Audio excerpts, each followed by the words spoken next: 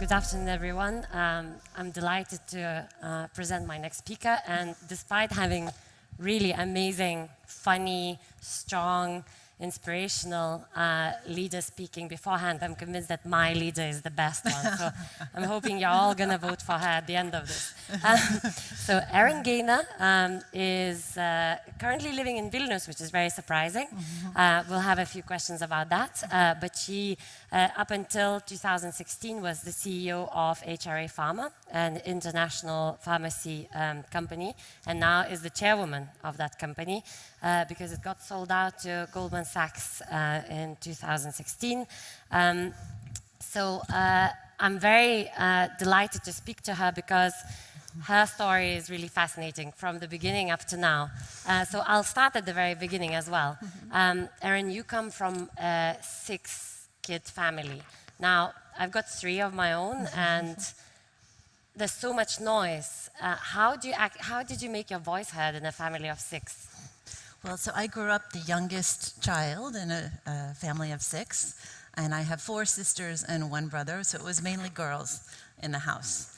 And it was, I felt very lucky to be the youngest. I had, fascinating older sisters and a brother who would teach me things or play me music that I had never heard of, and I felt like they really helped me to grow up. But I also think when you have such a big crowd and the house is a bit chaotic all the time, you learn to speak up for yourself. You learn, even as the small one, to make your voice heard, to share your opinions, to say when you don't agree with something.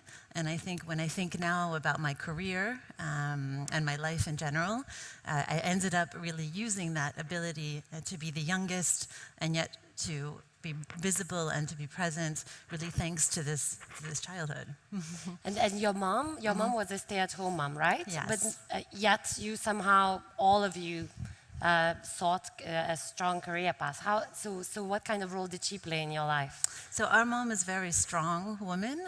She was born in Ireland, and she left at the age of 19 to go to the United States.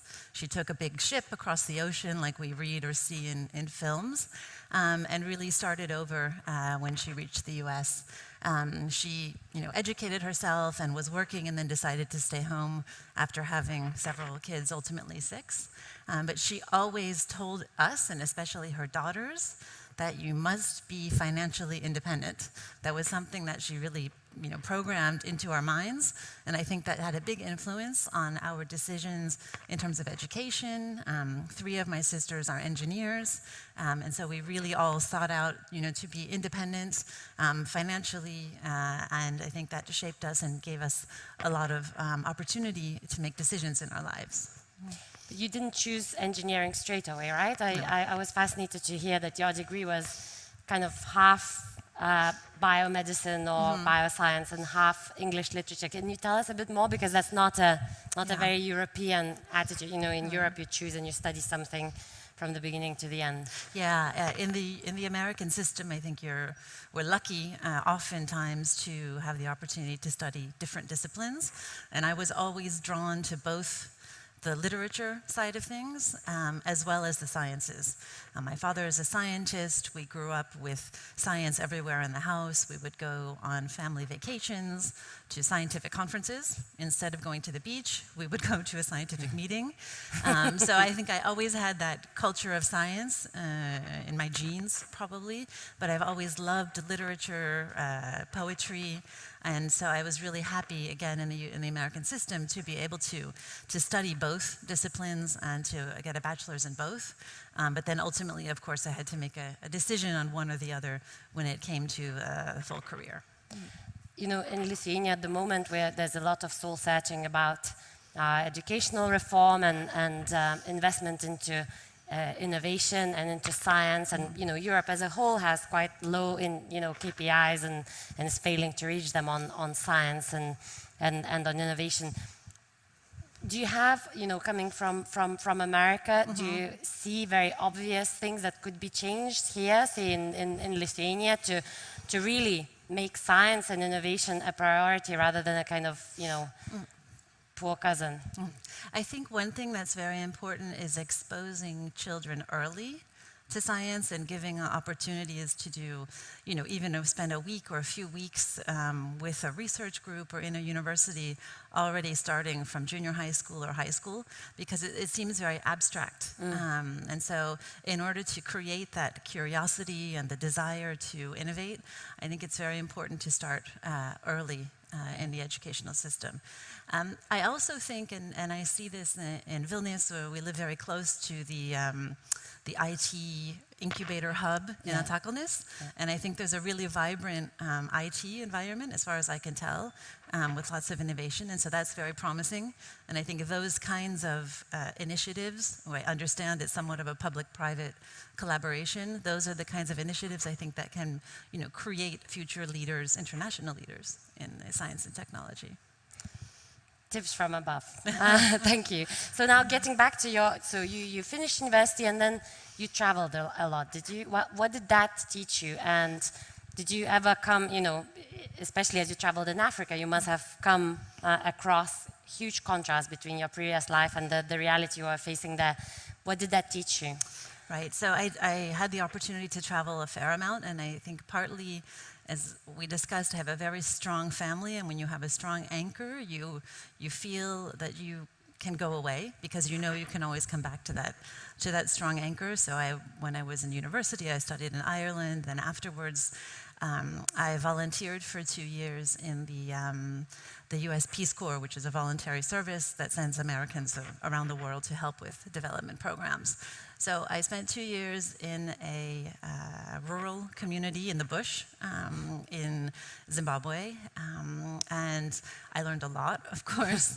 You learn very basic things about living with fewer resources, living without electricity, with one water tap for the whole community, and you fill your bucket to take your shower. So you really learn about the essentials and what you need to survive. You also learn, I think, a lot about your values because you're encountering a culture and a community that may have very different values or very different norms or standards. And I can tell one story that I think is especially memorable for me. I was a teacher in a high school in Zimbabwe, a secondary school teacher. And it was common practice in this school and across really the country to punish children by beating them, basically. And not very violent, but corporal punishment, using rulers to stop their hands or their bottoms. And I was, of course, horrified to see these practices. And I was 21 years old. I didn't feel very empowered, per se, to really make a change in the school where I was teaching. But I made my opinion known, and I could see that it was the first time, I think, that anybody had challenged these practices. It was just accepted in the culture. And I think it's the very first step to making a change, is to just bring things to light, to point out that maybe you don't agree, to point out that things can be done differently. And I know that over the 2 years I was there, I could see an evolution in the practices. Teachers were, well, at least they were hiding from me when they did things like that. But they were also thinking about it twice. They were thinking about alternative ways of discipline. So I think you also learn about where your limits can be set, where you need to stand firm on what you believe, and where you can try and influence other people, hopefully in the direction you believe in. So I'm glad that in Lithuania in the 21st century we've finally stopped using the Zimbabwean methods, and hopefully that we can set an example for others. But that, I think what you're saying is very important.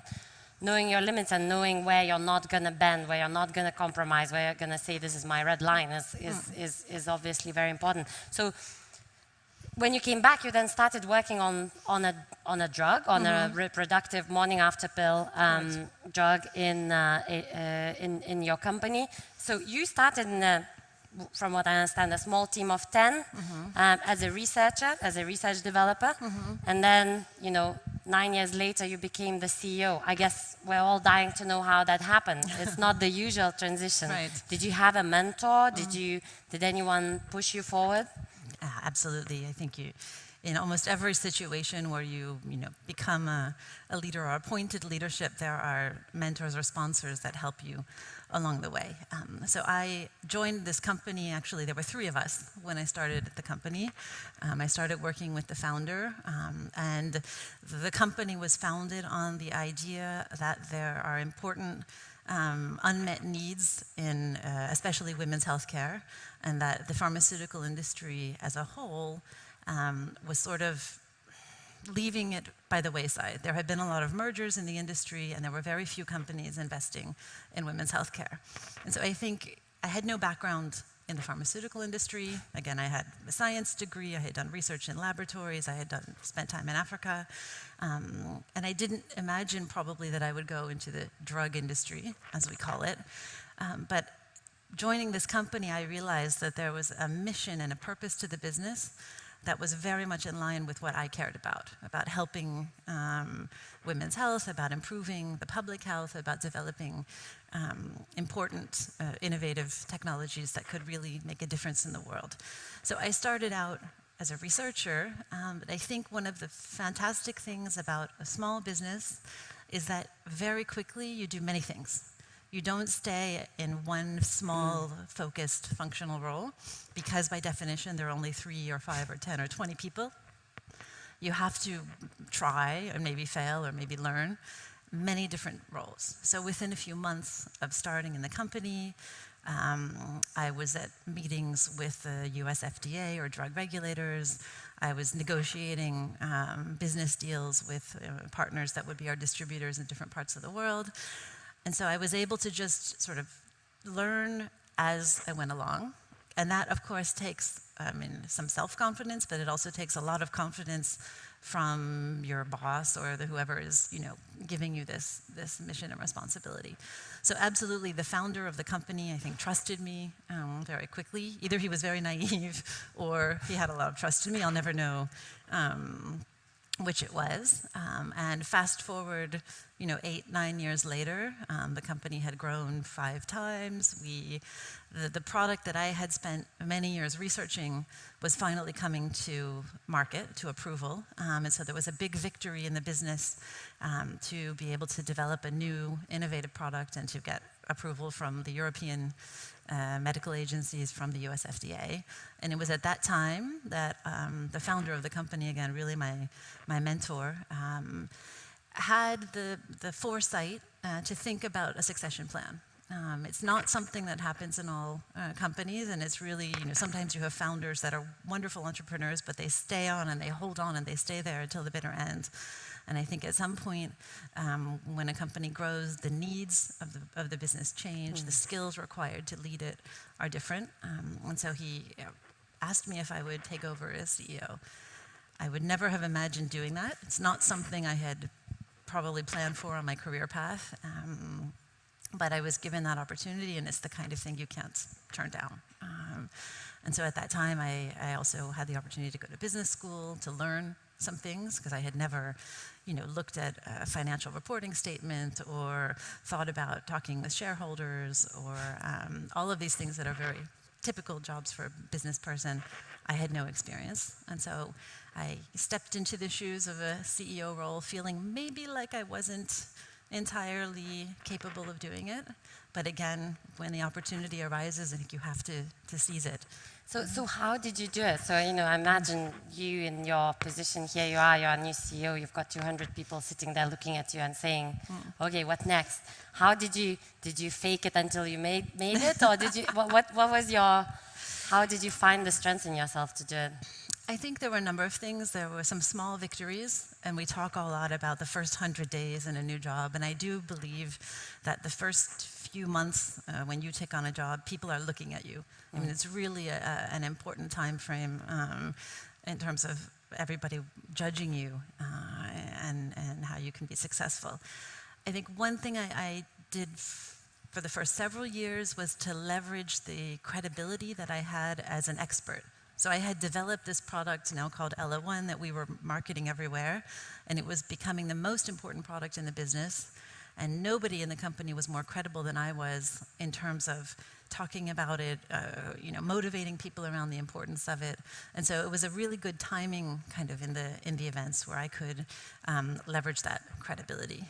The second thing that is so important in any job is to work, build relationships with your teams.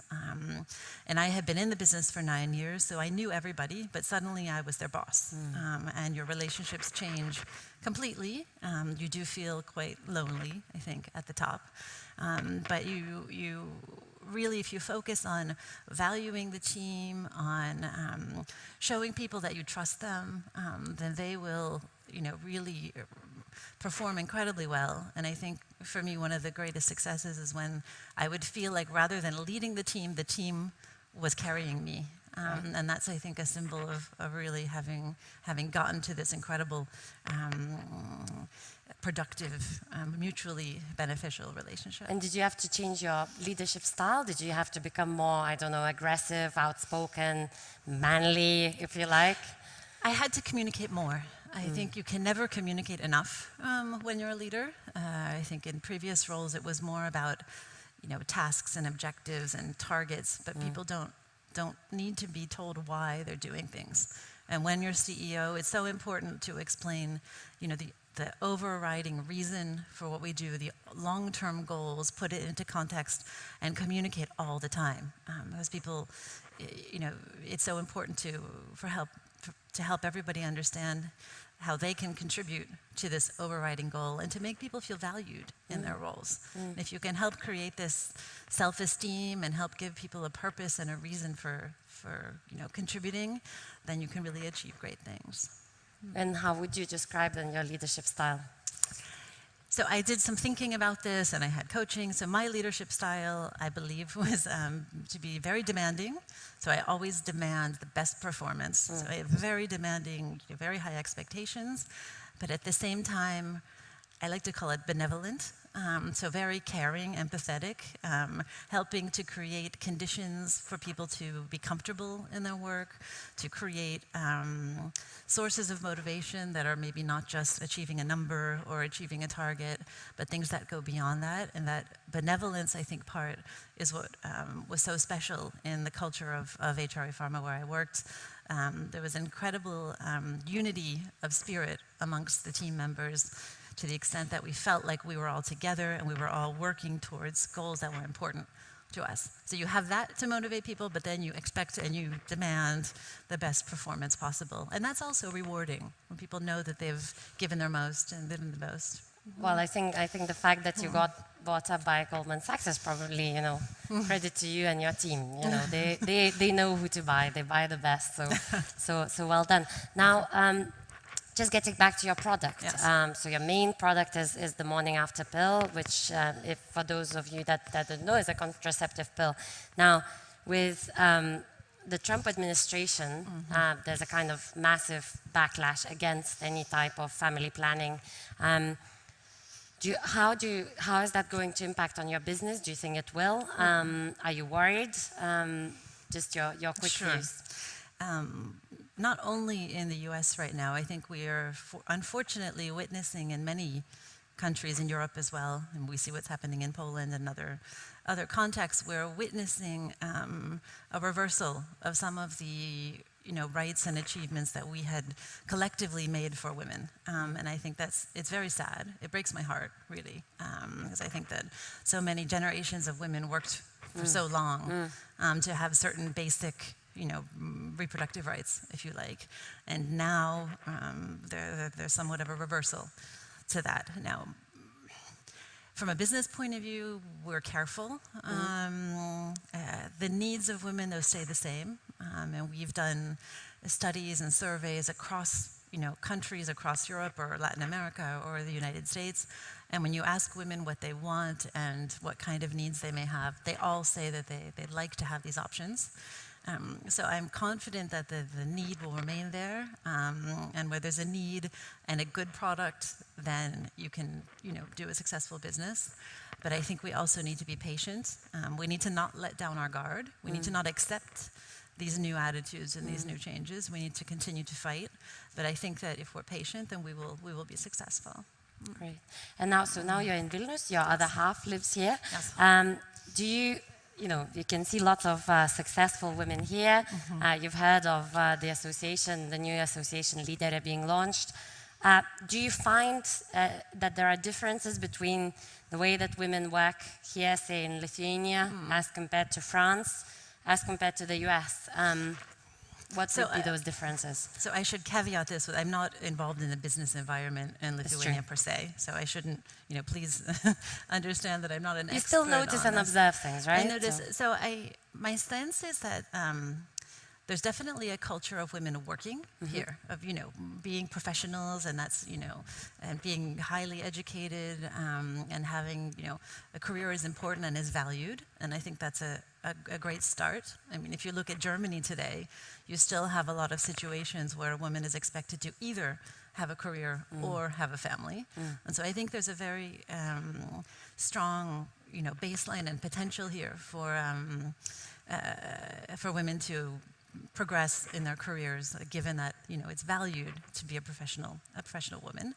I also think, and we had the wonderful interview with the former economy minister here. You have leaders in government that are women, and that's not the case in so many countries. I mean, to have a woman president, to have women ministers, in the U.S. we all follow the debacle with Hillary Clinton, but not only that. I mean, France has never had a woman president, and if they do now, it's not I think the woman that we would all like to see leading France. So I think that having women leaders that are respected as such is such a positive trend. I do think, based on experience, that there's a bit of a macho culture here in Lithuania, and again, apologize if I'm stepping out of line. And You're not. That's true. And I don't have the solution to that. That exists in France as well. It exists a lot in Southern Europe, by my experience. But I think that these kinds of events, with women coming together to create networks, to support each other, provide a fantastic counterbalance to some of the macho things. Because sometimes macho societies are about circles of networks where it's difficult to enter, and so if women can create their own networks and have their own alternative mechanisms of exceeding and supporting each other, I think that's a great basis for moving forward. Did you ever come across what you thought was a glass ceiling, what you thought was an old boys network that you couldn't break into? I felt so within my company, no. Again, we work in women's healthcare. We're all very passionate. Whether you're a man or a woman, if you work in my company, you are passionate about women's healthcare. So there's something, and I think on the contrary, my teams and our shareholders were very proud to have a woman CEO in that context, and a lot of people are very proud to have women leading them, and I think we shouldn't underestimate that. I think, however, external to the company, yes. I mean, in the investor community, we went through several rounds of fundraising. We were about to take the company public in an IPO. You'd have a meeting with hundreds, or not hundreds, more like dozens of bankers and advisors, and oftentimes I was the only woman in that crowd. And again, I was the CEO, so they needed to communicate with me, and they needed things from me. So I think communication was fluid. But if I was trying to use informal influence to, create a path for me to progress in that environment, I think it would have been difficult. I think it's just... So still lots of barriers, I guess, wherever you look. Not necessarily just in Lithuania, I think so. For us to break through. So what would you be your 3 tips for women currently, let's say, I don't know, in middle management and thinking of making the next step, or indeed in senior management and wanting to make the next step? Right. So I want my tips to be positive things. So we hear a lot about what we shouldn't do. Don't be afraid. Don't limit yourself. So I think it's really important to have ideas of things we should aspire towards. So I think the first thing, and I mentioned this in my leadership style, is be excellent. Be excellent at what you do. Be if you're an expert, if you're in a management role, just strive to be the best person in that role, because people are looking at you. And I do think at some point there will be a level playing field, and people will just be judged on merit. But I think it's not there yet. And for women, I think there is an expectation of being just that much stronger. And this is why I think we see women leaders ultimately are very successful, because they're so strong to start with in order to reach that level. So be excellent, demand excellence from your teams, and I think that's the first point. I think the second is to work and live in line with your own personal values. Now, what does that mean? And this is something that I had the opportunity to have an executive coach after I became CEO, because again, you're all by yourself and you need somebody to talk with. And one of the first exercises that we did was a very simple exercise, and you can find this on Google if you just do map my values. Something that helps you figure out what is most important to you, what standards you believe you should live up to, and what you expect from other people. And you can distill it down to 4 or 5 things. One of my values is helping other people. Ironically, one of my values is not being financially successful, and that's not something for me that is doesn't mean that it's not important. But and once you have identified those few values of yours and you know what they are, then you become so much more efficient in what you're doing, and you feel better. You know, you have these feelings. If you're doing something not in line with your values, you feel a tightening in your chest or maybe something in your stomach. But until you understand that it's because it's not in line with your values, you can't do anything about it. And on the contrary, if you are doing something that is in alignment with your values, you feel lighter. You feel that you have more energy. And it's so strong, and it makes you perform better, and people can see a difference, I think, in the way you perform, and some kind of natural leadership when you are in harmony with your values. So that's the second one. And the third one, before I forget, is have fun, really. We spend over 50%, maybe more, of our awake hours working. It's a huge part of our lives. And if we go into the office and it's just, there's no fun involved, or there's no enjoyment, there's no, then again, it doesn't make people want to work with us. It doesn't make people want to be led by you if you're seen as somebody who's not having fun. So really, in our company, we worked very, very hard, but we also played very hard. We had some of the best, parties and celebrations, I think, that I've seen anywhere. And that was because we wanted also to enjoy ourselves with our colleagues. And if you can enjoy yourself and really have fun and play together, you'll work together well, and people will want to work for you if you're perceived as somebody who has fun. Brilliant. Well, there's a big, massive timer telling us that our time is up. Yeah. Is there one quick question from the audience? If not, then I realize that I've already asked so many questions. Thank you so much, Erin, and thank you all for listening. Thank and you. a big round of applause. Thank you.